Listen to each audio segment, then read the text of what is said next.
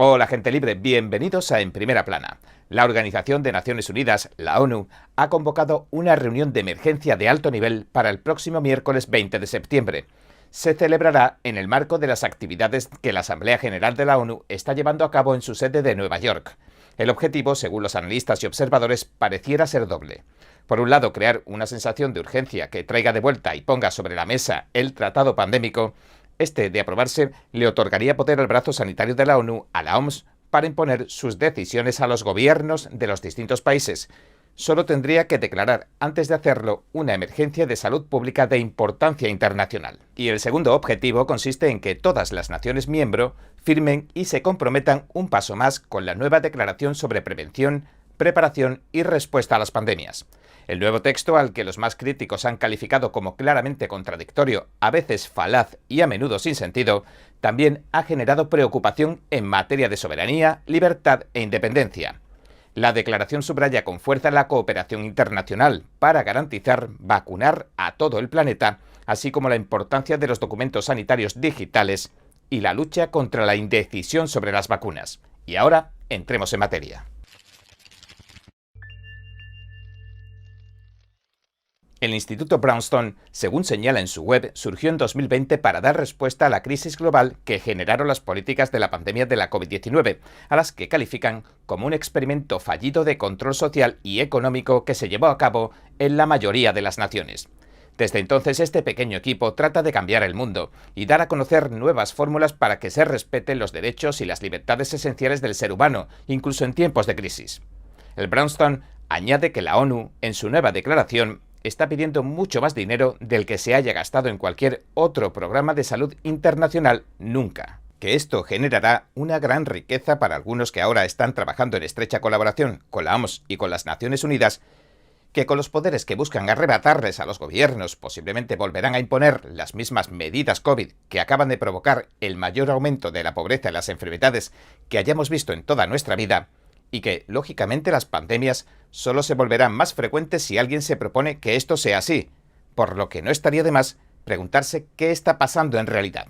Si bien la declaración no especifica exactamente qué implicaría las llamadas tecnologías de salud digitales, en teoría podrían incluir los polémicos pasaportes mundiales de vacunación digital, que están siendo desarrollados por la Organización Mundial de la Salud, la OMS y la Unión Europea.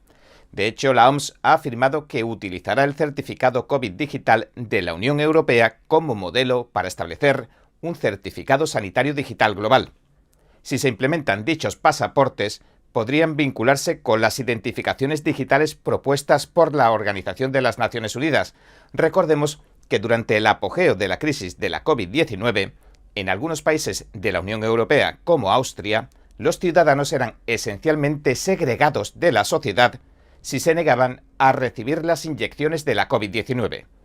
Y el certificado digital europeo de vacunación o la prueba de vacunación se requería para viajar entre los Estados miembros de la Unión Europea. También señala que el personal de esta industria liberticida, de rápido crecimiento, ha escrito un texto claramente contradictorio, a veces falaz y a menudo sin sentido, y puntualiza que provee de palabras, lemas y temas propagandísticos como equidad, acceso a la educación y empoderamiento de mujeres y niñas para tratar de justificar tanto este crecimiento rápido como la apropiación del poder que planea. En su análisis comienzan señalando que dado que la muerte por COVID-19 se asocia a grupos entre los 75 y los 85 años con importantes comorbilidades, es decir, otras enfermedades graves, y esperanza de vida reducida, los fallecimientos por COVID-19 no influirían en el indicador socioeconómico. ¿Por qué? Porque son personas que ya no están en edad de trabajar. Estos 3 años de devastación socioeconómica a los que se refiere el documento necesariamente se deberían a las políticas de respuesta COVID, no a la COVID en sí misma. Cierres de negocios, confinamientos, o te vacunas o te despido, las generosas ayudas financieras que concede el gobierno y que también salen del bolsillo del contribuyente, etcétera, etcétera. En definitiva, no parece que fuera el virus lo que destruyó el tejido socioeconómico de las naciones ni las cadenas de suministro, etc.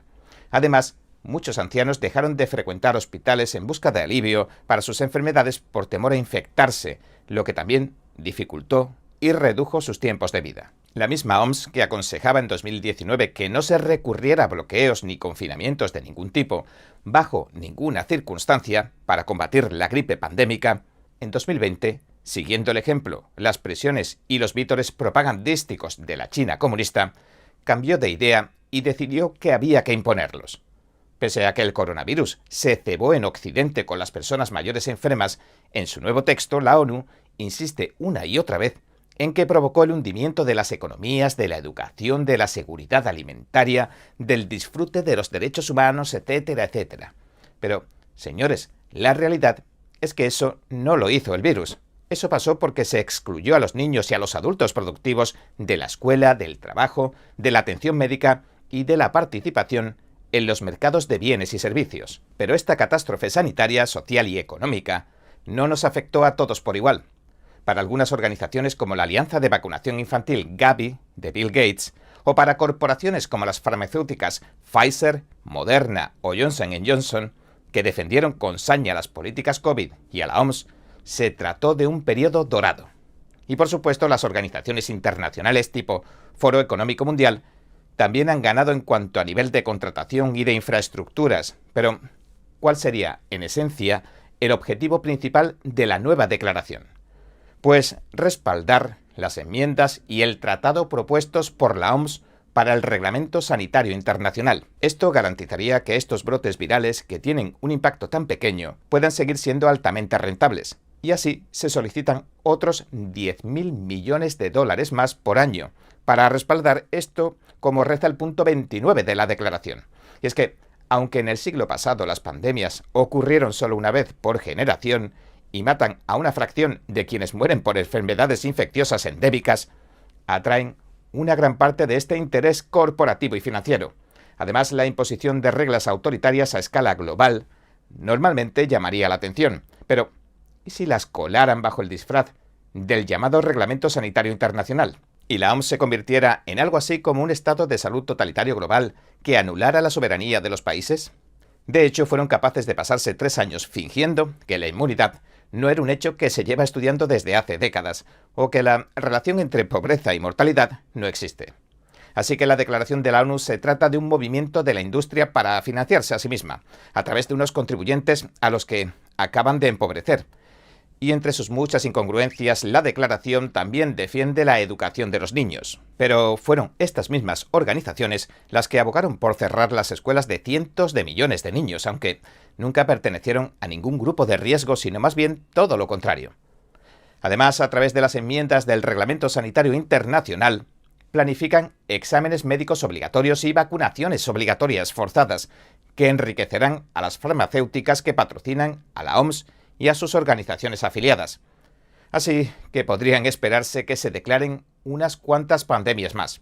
Y en medio de este caos se echa en falta la reacción de los políticos y, como no, la preocupación de los grandes medios de comunicación, lo cual está provocando en realidad una ignorancia generalizada tan extraña como alarmante. La ONU y la OMS también reconocen que algunos están viendo la falta de lógica en algunos de estos asuntos, así que han lanzado una guerra contra lo que llaman desinformación, incitación al odio y estigmatización relacionados con la salud, para acallar cualquier tipo de pensamiento alternativo que choque con la versión oficial. Hace poco la OMS calificaba a este tipo de gente, que ve agujeros en la versión oficial y cuestiona sus políticas, como extrema derecha, agresores anticientíficos y una fuerza asesina. De este modo se constituye en el órgano que controla la libertad de expresión y decide lo que es verdad y lo que no, al más puro estilo de la China comunista, que, por cierto, pese al escabroso historial que posee, se presenta ahora al Consejo de Derechos Humanos de las 47 naciones. Helen Neuer, director ejecutivo de UNWESH, un grupo independiente no gubernamental de derechos humanos con sede en Ginebra, señaló que elegir a las dictaduras de China, Rusia y Cuba como jueces de derechos humanos de la ONU sería como convertir a una banda de pirómanos en los bomberos. Será una bofetada para sus miles de prisioneros políticos y para millones de otros tantos ciudadanos que se ven sometidos a su represión si la ONU convierte a estos agresores flagrantes en jueces y guardianes globales de los derechos humanos. Antes del verano, la OMS también elegía a Corea del Norte, un régimen que mata de hambre a su gente, según el señor Neuer, para que formara parte de su junta directiva. Por otra parte, el Instituto O'Neill de la Universidad de Georgetown cree que la nueva declaración de la ONU se queda corta en muchos aspectos. Escribió en un extenso artículo lo siguiente: tal como está redactada, la declaración política es una oportunidad perdida para mantener a los líderes firmes y garantizar que las naciones en Ginebra den como resultado verdaderos compromisos de los jefes de Estado para una gobernanza global equitativa y eficaz para la próxima pandemia.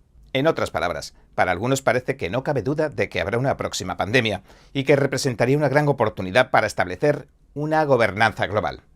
Ahora tanto la declaración como el Reglamento Sanitario Internacional de la OMS e incluso el tratado pandémico que apoya este reglamento permanecen todos a la espera de que los firmen esos gobiernos y dirigentes políticos que dicen representar a sus pueblos.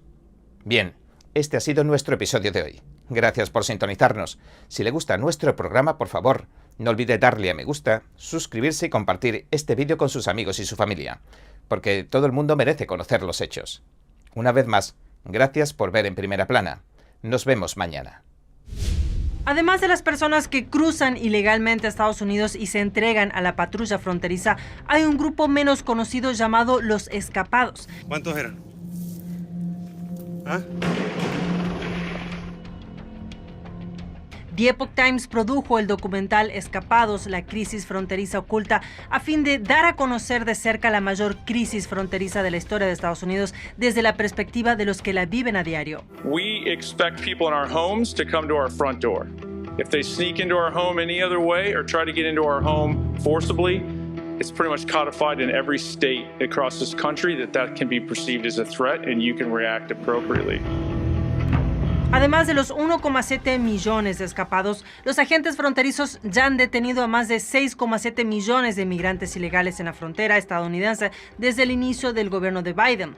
Muchos son liberados en Estados Unidos y viajan a ciudades santuarios como Nueva York y Chicago, generando un impacto en todo el país. Este documental ofrece una visión de lo que está ocurriendo en la frontera estadounidense y los héroes cotidianos que trabajan duro para mantener a salvo a su comunidad y proteger la frontera.